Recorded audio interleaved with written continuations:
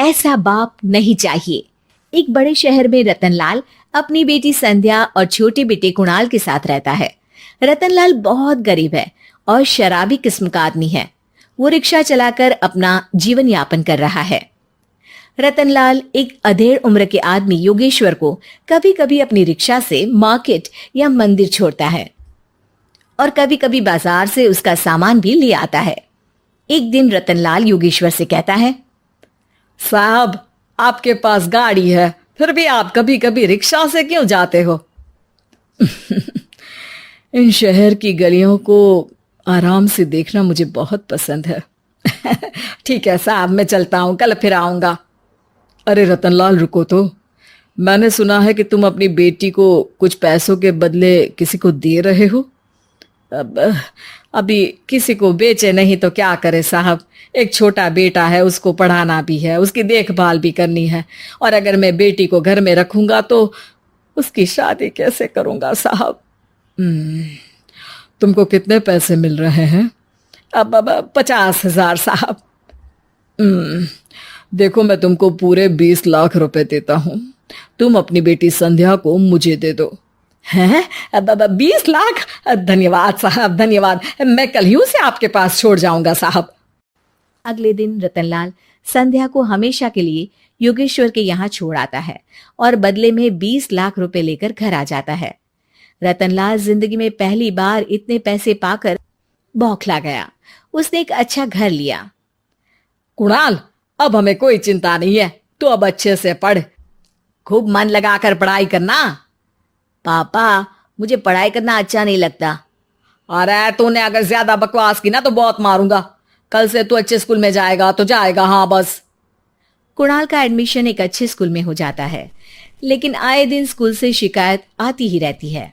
10 साल बाद एक दिन प्रिंसिपल मैडम रतनलाल को स्कूल में बुलाती है। रतनलाल, आपका बेटा कुणाल बहुत आवारा हो गया है और ये बिल्कुल भी पढ़ाई नहीं करता है, बल्कि उसका दिमाग गलत कामों में जा रहा है। अब मैं उससे बात करूंगा मैडम। ठीक है, आज ये आखिरी मौका है, अगली बार तो मैं उसे स्कूल से ही बाहर निकाल दूंगी। रतनलाल घर आ जाता है और कुणाल से कहता है, कुणाल बेटा, मैं तुम्हारे ऊपर इतना पैसा लगा रहा हूं, फिर भी तुम स्कूल में सही से क्यों नहीं पढ़ते हो? आप तो रहने ही दीजिए, मैं सब जानता हूं कि ये पैसा कहां से आया है। और वैसे भी अब ये पैसा मेरा है, मेरा जो भी मन होगा मैं करूंगा। आज के बाद मैं कभी स्कूल नहीं जाने वाला। रतनलाल को अपनी बेटी की याद आती है और वो रोने लगता है। 5 साल बाद कुणाल एक दिन एक लड़की को शादी करके घर ले आता है।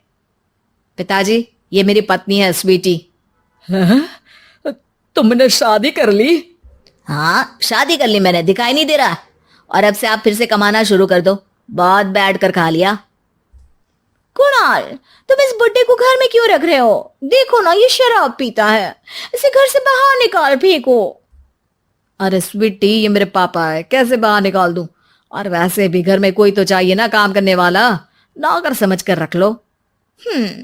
इस बुड्ढी को तो घर से बाहर निकाल कर ही रहूंगी मैं कब तक इसके लिए खाना बनाऊंगी।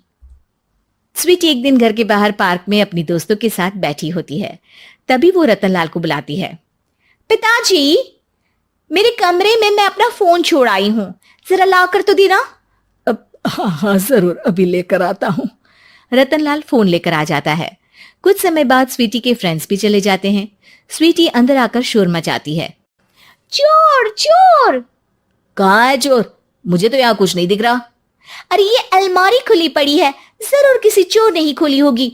अरे कौन आया था यहाँ? यहाँ तो पिताजी आए थे बस। अरे बहू, मैं चोर नहीं हूं। मुझे तो आप पर अब बिल्कुल भी विश्वास नहीं है पिताजी, क्योंकि जब आप पैसे के लिए दीदी को बेच सकते हो तो आप चोरी भी तो कर ही सकते हो। अरे लेकिन वो सब तो मैंने तेरे भले के लिए किया था ना। मैं तो कहती हूँ कि हमें इनकी कमरे की तलाशी लेनी चाहिए। तुम बिल्कुल सही कह रही हो, चलो। स्वीटी और कुणाल दोनों रतनलाल के कमरे की तलाशी लेते हैं और उन्हें वहां स्वीटी की ज्वेलरी और पैसे मिल जाते हैं। मैं तो पहले ही जानता था कि चोर आप ही हो। निकल जाओ मेरे घर से और दोबारा अपनी शक्ल मत दिखाना। रतनलाल आंखों में आंसू लिए घर से निकल जाता है।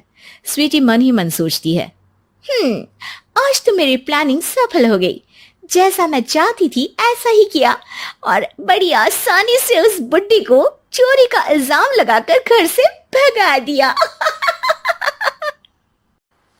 रतनलाल की हालत अब ज्यादा खराब हो गई और वो सड़क पर बैठकर भीख मांगकर खाने लगा। एक दिन वहां एक गाड़ी आकर रुकी और सड़क पर बैठे सभी भिखारियों को अपने सेंटर ले गई।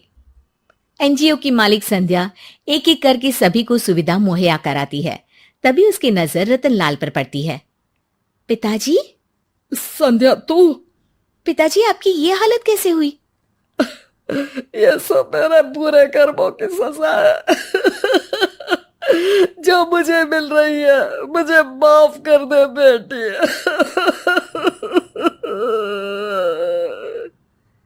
पिताजी, मैं आप पर बिल्कुल भी गुस्सा नहीं हूं, क्योंकि आपने मुझे यहां भेजकर अच्छा ही किया। मेरी जिंदगी बदल गई। लेकिन ये सब हुआ कैसे बेटा? आप ये नए कपड़े पहनो, तब तक मैं योगेश्वर अंकल को बुला कर लाती हूँ। योगेश्वर अंकल? हाँ अंकल। योगेश्वर जी ने तुझसे शादी नहीं की थी? नहीं तो पापा, उन्होंने तो मुझे पढ़ा लिखा कर इस काबिल बनाया है कि मैं आज सबकी सेवा कर पा रही हूँ। रतनलाल पश्चाताप करके रोता रहता है। तभी योगेश्वर भी वहां आ जाता है।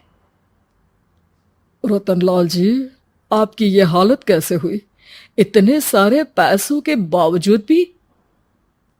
क्योंकि मैंने बेटे और बेटी में भेदभाव किया था। लेकिन आपने ये कैसे किया? मुझे ये जानना है, बताइए। सालों पहले जब संध्या छोटी थी, तब मैंने एक बार एक आदमी से तुम्हें बात करते हुए सुना था, जो कुछ पैसों में संध्या को तुमसे खरीद कर शादी करना चाहता था। मैं उस समय एनजीओ में बच्चों के लिए ही काम कर रहा था और मैं किसी भी लड़की की जिंदगी खराब होते नहीं देख सकता था। इसलिए मैंने अपने जीवन की कमाई का एक बड़ा हिस्सा तुम्हें दे दिया था। सच में कितना गलत था मैं।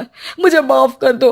अब आप दोनों मेरे साथ घर चलो और आज मैं अपना सच्चा प्रायश्चित करना चाहता हूँ। योगेश्वर और संध्या रतनलाल के साथ घर जाते हैं। स्वीटी दरवाजा खोलती है। चोर भिखारी, तू फिर से आ गया? चल भाग यहाँ से बुड्ढे। ये घर तुम्हारे बाप का नहीं, मेरा है। बाहर निकलो यहाँ से। रतनलाल कुणाल और संध्या को घर से बाहर निकाल देता है। योगेश्वर जी, अब ये घर आपका है और अब आप यहाँ एक और एनजीओ खोल सकते हैं। शायद अब ये सच्चा प्रायश्चित है। संध्या अपने पिता के गले लग जाती है।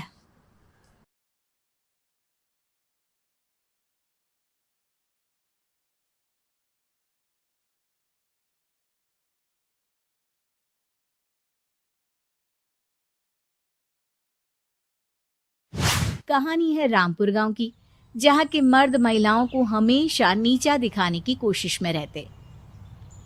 अरे अभी तक खाना नहीं आया क्या? मुझे एक और शादी करने की जरूरत है। नहीं जी नहीं, ऐसा मत करना, वरना मैं कहाँ जाऊंगी। खाना लेकर मैं अभी आई जी। गांव की पंचायत में भी फैसले हमेशा औरतों के खिलाफ ही रहते। मैं जो फैसला सुनाता हूँ वो भगवान की आज्ञा होती है। इस लड़के ने अपने मन से शादी करके अच्छा नहीं किया। लड़के को घर भेज दो और इसकी शादी इसकी जाति की किसी लड़के से करवा दो। लेकिन ये लड़के, इसे तो गांव के बाहर निकाल दो। नहीं नहीं जमींदार साहब, ये क्या बोल रहे हैं? ऐसा नहीं हो सकता। मेरी बेटी मासूम है, इसे अच्छे बुरे की समझ नहीं है। अरे कहाँ जाएगी ये बेचारी? कहाँ जाएगी? इतनी चिंता है तो पूरे परिवार का गांव निकाला कर देते हैं। बेचारे पूरे बसे बसाए परिवार को गांव छोड़ना पड़ता है। चाहे जो हो, अगर बेटियों को कंट्रोल नहीं कर सकते तो गांव में रहने का कोई मतलब नहीं है। यहाँ औरतों को दब कर रहना होगा। कोई भी अपने हिसाब से कुछ नहीं कर सकता। सब ईश्वर की मर्जी से ही होगा। तभी गांव का एक आदमी दौड़ा दौड़ा आता है। सरपंच साहब, जमींदार साहब, वो कालिया है ना, उसकी बेटी पढ़ने के लिए शहर जा रही है। अच्छा, ये कब हो गया? और कालिया की हिम्मत कैसे हो गई ऐसा करने की? लेकर आओ उसे और उसकी बेटी को। बस फिर क्या था, हाजिर हो जाते हैं कालिया और उसकी बेटी सरपंच के सामने। अरे कालिया, ये क्या सुनने में आ रहा है? बेटी को इंजीनियर बना रहा है तू? और ये बता, गांव में तो स्कूल नहीं है, फिर कहां से इतनी क्लास पास कर गई तेरी बेटी? राधा, जो कि कालिया की बेटी है, उसे लगता है कि सरपंच उसकी तारीफ कर रहे हैं। सरपंच जी, मैंने ऑनलाइन पढ़ाई की है, डिस्टेंस लर्निंग से। सभी में मैंने अच्छे नंबर पाए हैं, जिसे देखते हुए शहर की इंजीनियरिंग कॉलेज में मुझे स्कॉलरशिप मिली है। वाह जी वाह, क्या होती है ये? पहले तो ये बताओ, फिर आगे की बात करते हैं। पूरा गांव राधा की बात सुन रहा था और राधा बोलती जा रही थी।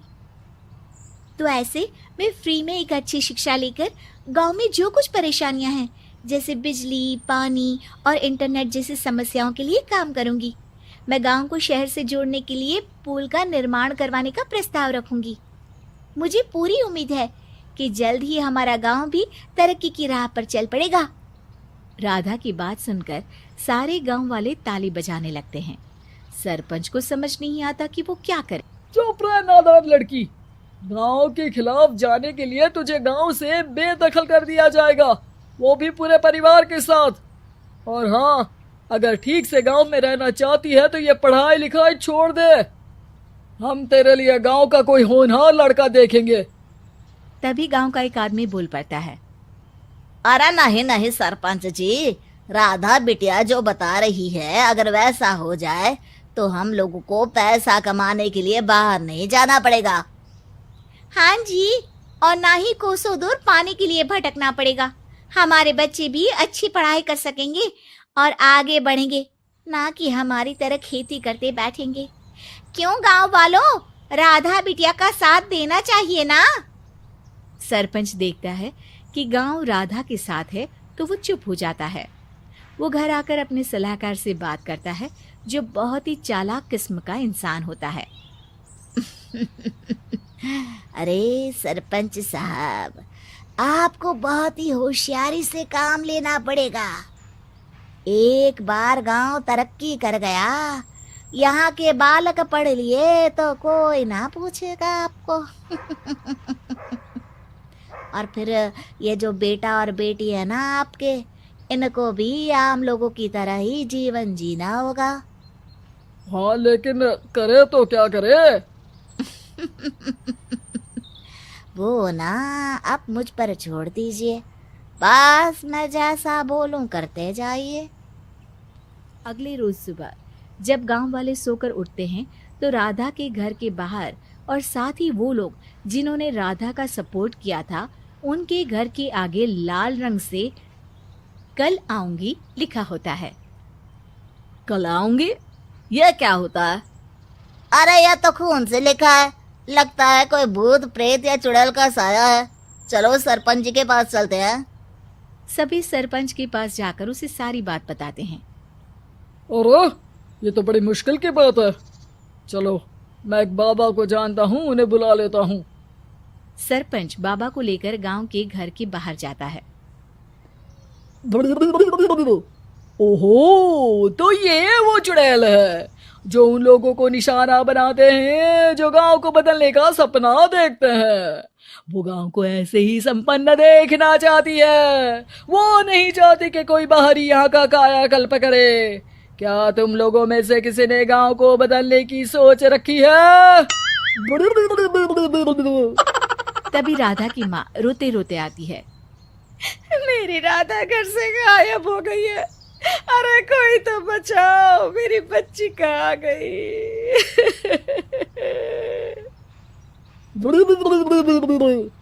ले गई वो चुड़ैल, तेरी बच्ची को ले गई। अब वो उसे श्रापित करके छोड़ेगी, उस पर चुड़ैल का साया हो जाएगा। तभी बुरी सी हालत में राधा भी वहां आ जाती है। उसके बाल चुड़ैल की तरह फैले होते हैं और कपड़ों में खून लगा होता है। सभी राधा को देखकर डर जाते हैं। माँ, पता नहीं मुझे कौन उठा कर ले गया था। अरे दूर दूर हो जा चुड़ैल, अब हम लोग इस गांव में नहीं रुकेंगे। अरे कैसे बातें कर रहे हैं आप? कल तो आप मेरे भरोसे गांव का हुलिया बदलने, अपने बच्चों को पढ़ाने और तरक्की उन्नति की बात कर रहे थे, तो आज क्या हो गया आपको? ये फिर तुम लोगों को बहकाएगी। ये चुड़ैल गांव में आ चुकी है, ऐसे ही ये तुम्हारे घर के बच्चों को भी ले जाएगी। गांव वाले राधा को गांव से बाहर निकाल देते हैं। उसके माँ बाप रोते रहते हैं, लेकिन गांव वाले नहीं मानते। मैं भी अपनी बहन के साथ गांव के बाहर रहूंगा, लेकिन वो पढ़ाई नहीं छोड़ेगी। वहीं सरपंच के घर पर सलाहकार कहता है, देखा, सांप भी मर गया और लाठी भी नहीं टूटी। लेकिन अगले ही दिन सरपंच के घर के बाहर भी वही शब्द लिखे होते हैं। और फिर सरपंच की बीवी कहती है, हमारी बेटी को किसी ने अगवा कर लिया है। तभी राधा का भाई वहां आ जाता है। अरे गांव वालों, मैंने सरपंच जी की बेटी को देखा था। वो चुड़ैल उसे उठाकर ले जा रही थी। अरे क्या मजाक कर रहे हो? नहीं नहीं सरपंच जी, आप नहीं जानते। वो चुड़ैल अब आपकी बेटी में आ जाएगी, जैसे राधा के अंदर आ गई थी। तभी सरपंच की बेटी वैसी ही हालत में वहां आती है जैसे राधा आई थी। पापा, पता नहीं कैसे मैं गायब हो गई थी। चुड़ैल, इसके अंदर भी चुड़ैल का साया है, मारो इसे। अरे नहीं नहीं, इसे भी राधा के पास गांव के बाहर ही भेज दो। अरे चुप रहो, मेरी बेटी कहीं नहीं जाएगी और चुड़ैल बुड़ैल कुछ नहीं होता है। अरे कैसे बात कर रहे हो सरपंच जी? आप तो बोल रहे थे कि आपका फैसला भगवान का ज्ञान होता है, तो अपने पर बात आई तो अब आप ऐसे बोल रहे हैं। अरे ना ना ना, आपको अपनी बेटी को त्यागना ही होगा। अरे बुलाओ बाबा को। राधा का भाई बाबा को ले आता है, जिसे अब गांव वालों के डर के कारण सच बोलना पड़ता है। मैं कोई बाबा नहीं हूँ, मैं तो मोची था। ये सलाहकार महोदय ने मुझे कहा था एक्टिंग करने को। अब वो मुझे पैसे देने वाले हैं। अब मुझे माफ कर दो। गलती हो गई, मुझे माफ कर दो। तभी वहां राधा आ जाती है। देखा सरपंच जी, जब गांव के बच्चे साक्षर होंगे तो आप जैसे लोगों की चालाकी नहीं चलेगी।